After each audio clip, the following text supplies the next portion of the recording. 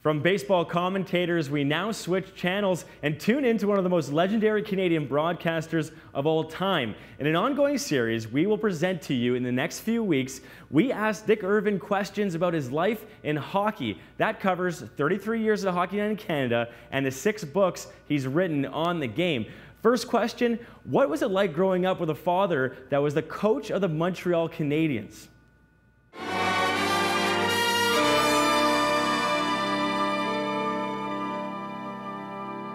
Well, you know, in a way I didn't grow up with the coach of the Canadiens because he commuted. We lived in Regina. He coached the Canadiens, and it was 11 years that he coached this team before he moved the family east.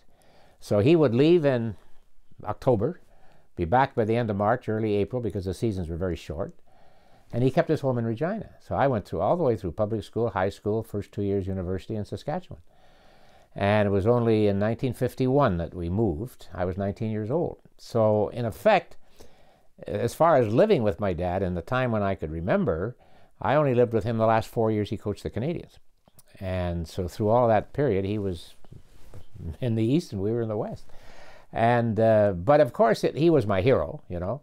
And it was different. And he would come home to Regina in the spring as a celebrity, naturally, and he'd always been asked to go down to the local radio stations to do an interview, and I used to go down and I was fascinated with the radio station. Maybe that's where I got the bug to be in broadcasting.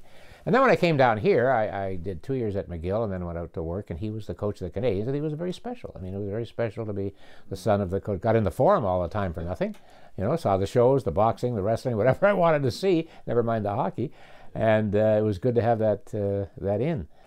You know, he was a great one for slogans and so on. He had a sign hanging in the Canadiens' dressing room that he stole from a football coach in the United States named Red Blake, who coached the great Army teams in 1940.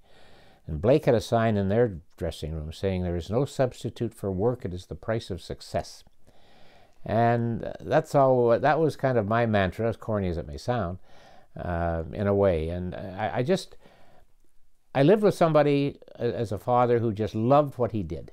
He loved hockey all winter. That was the only thing we talked about at the dinner table, different in the summer.